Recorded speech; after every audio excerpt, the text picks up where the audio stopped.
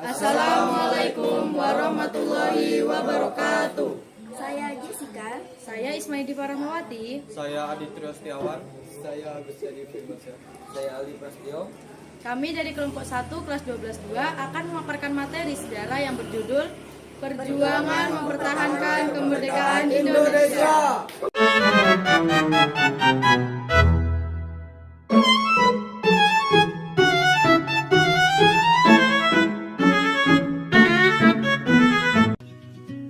Proklamasi Kemerdekaan 17 Agustus 1945. Indonesia memproklamasikan kemerdekaan dipimpin oleh Insinyur Soekarno dan Dr. Andres Muhammad Hatta. Proklamasi menjadi titik awal berdirinya Republik Indonesia dan menandai berakhirnya penjajahan. Meski telah dilaksanakan pada tanggal 17 Agustus 1945, sekitar pukul 10 WIB, berita mengenai proklamasi baru dapat disebarkan ke seluruh dunia pada pukul 19 WIB melalui Hoso Kyoku atau studio radio. Pembentukan PPKI, Panitia Persiapan Kemerdekaan Indonesia. PPKI bertugas menyiapkan pemerintahan Indonesia setelah merdeka. Keputusan penting yang pertama yaitu mengangkat Presiden dan Wakil Presiden Soekarno dan Hatta. 2. Mengesahkan Undang-Undang Dasar 1945 sebagai dasar negara.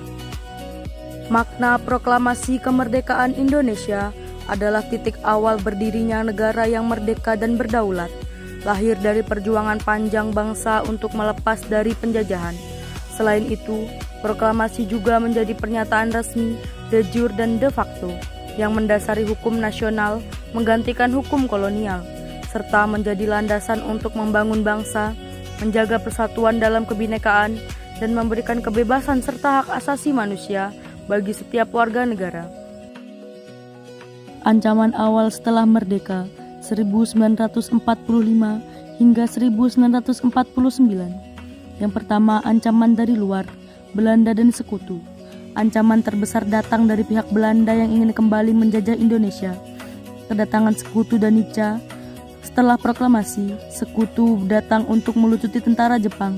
Namun mereka diboncengi oleh Nica yang merupakan perwakilan sipil Belanda. Kedatangan ini memicu perlawanan rakyat di berbagai daerah.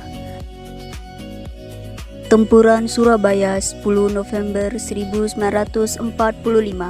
Salah satu pertempuran terbesar melawan sekutu NICA dipicu insiden bendera di Hotel Yamato dan tewasnya Jenderal Malibi. Rakyat Surabaya melakukan perlawanan total. Tanggal 10 November diperingati sebagai Hari Pahlawan. Pertempuran Ambrarawa 1945.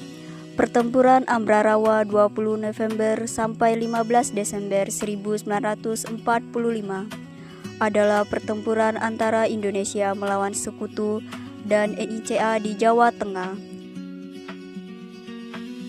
Pertempuran Medan Area 1945 sampai 1947 terjadi di Medan dan sekitarnya ketika rakyat Sumatera Utara, Laskar dan TNI melawan sekutu serta NICA yang melanggar perjanjian, merampas senjata dan bertindak kasar terhadap rakyat.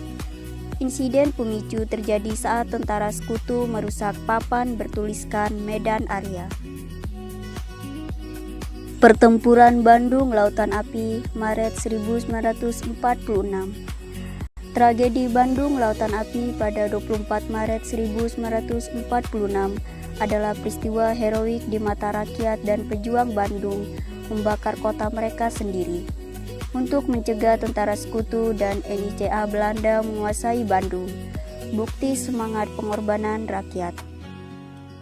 Pertempuran Margarana 20 November 1946 dipimpin I Gusti Ngurah Rai di Bali, terkenal dengan puputan Margarana atau Perang Habis-Habisan. Pertempuran ini adalah puncak dari perlawanan terhadap agresi Belanda dan menewaskan I Gusti Ngurah Rai bersama seluruh 96 pasukannya. Namun di pihak Belanda diperkirakan lebih dari 400 prajurit tewas. Pertempuran Palagan Ambarawa memperlihatkan taktik gerilya yang efektif. Palagan Ambarawa atau Pertempuran Ambarawa adalah pertempuran yang terjadi antara Tentara Nasional Indonesia yang baru saja dibentuk dan Angkatan Darat Britania Raya dengan pasukan Belanda yang terjadi antara 20 Oktober 1945 dan 15 Desember 1945 di Kabupaten Semarang dan Kabupaten Magelang di Jawa Tengah, Indonesia. Upaya diplomasi, jalan perundingan. Upaya diplomasi melalui perundingan adalah metode penyelesaian konflik secara damai, seperti yang dilakukan Indonesia untuk mempertahankan kemerdekaan melalui perundingan-perundingan penting seperti Perjanjian Linggarjati, Perjanjian Renville, Perjanjian Royen-Royen, dan Konferensi Meja Bundar atau KMB. Perjanjian Linggarjati 1946. Belanda mengakui RI secara de facto hanya Jawa, Madura, Sumatera. Masih meragukan Indonesia. Isi perjanjian ini antara lain pengakuan Belanda terhadap wilayah Indonesia, Jawa, Sumatera, Madura. Perjanjian Renville 1948. RI semakin dipersempit, hanya Jawa Tengah. Banyak wilayah jatuh ke Belanda. Isi perjanjian ini sangat merugikan Indonesia karena hanya mengakui wilayah Jawa Tengah.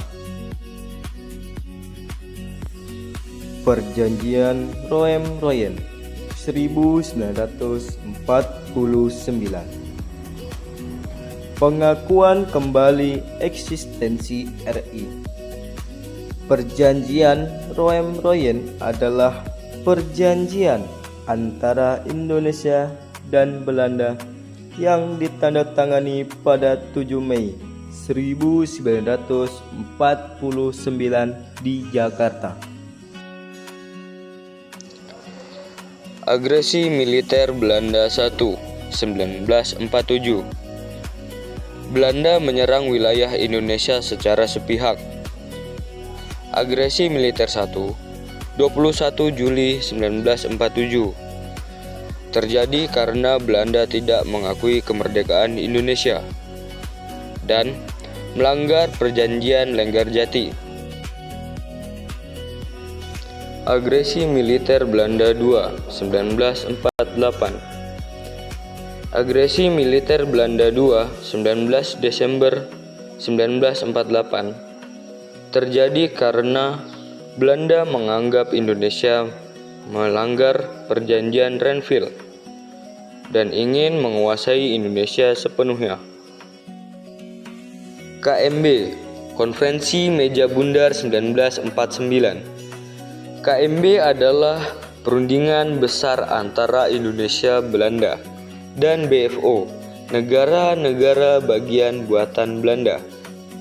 Konferensi ini berlangsung di Den Haag, Belanda dari 23 Agustus sampai 2 November 1949. Pengibaran bendera pertama di Yogyakarta dilakukan di Gedung Agung Yogyakarta sebagai pusat pemerintahan darurat.